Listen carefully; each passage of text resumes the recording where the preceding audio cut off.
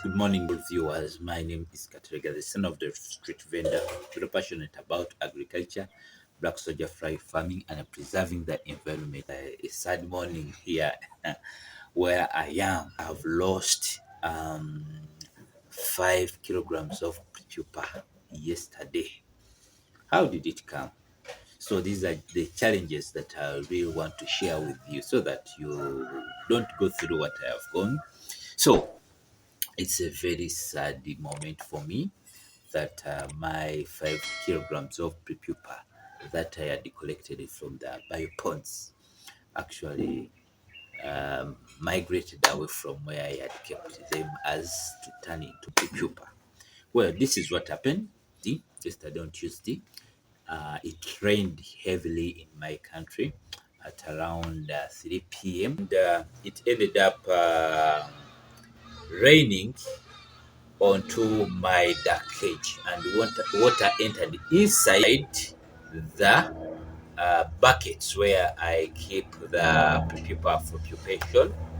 So I think you can guess what really now happened. Most of the pupa escaped from the bins and they went away. So I realized that at around 9 p.m., 9 p.m., while I was going to check on the bioponds inside the greenhouse. So I saw some prepupa on the ground outside. Then I realized something is wrong. So I came out and I found out when so many people was on the ground. So I tried to pick some, but it wasn't enough because they had escaped for a long period of time. Just imagine it started raining at around 3 p.m. So me, I just saw this, the escaping already done at 9 p.m. So it's very sad. I had collected about 5 kilograms of prepupa. So it's very sad. That's a lot of seeds. Be careful. Prepupa doesn't want water. It wants a dry, cool place. So that happened. So let me show you. Actually, now I have a challenge. The way, you know, I'm working at the backyard from where I rent. So now I don't have much space, and the way I created this nursery, it was kind of trying to utilize the space and also the resources. We are a startup initiative, so we don't have all that resources. So now you see this main greenhouse. This one, this one is the our migration facility where we collected the prepupa. This greenhouse. So initially this was housing our love cage. Then we turned it into a prepupa migration. So we got the cages out. Now we decided to make the cages this way. As you can see them, we made cages and they put roof on each cage. But in between here, you can see a very big space up. So this one is an open space. Therefore, when it rains, main greenhouse, it pours down, then it splashes onto our darker cages.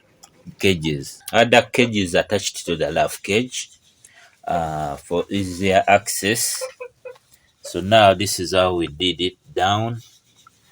You can see it's very wet. So when it rains up and water comes from the roof of the greenhouse, it pours down and splashes to the dark cage here. So this is our dark cage. So the dark cage keeps the pupa for pupation. Now you can see this is where our pupa was kept for pupation. All this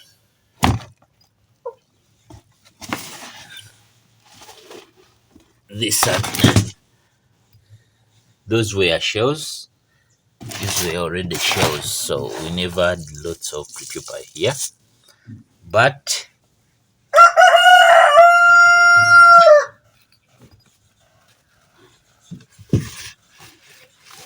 But here I had lots of pupa here, so they escaped. You can see here these were mainly shells here. They had already pupated, and you can see it's real dark inside there. I don't think you can really see everything. It's dark.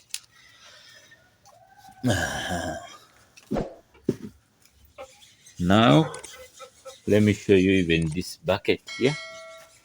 This had lots of pupa.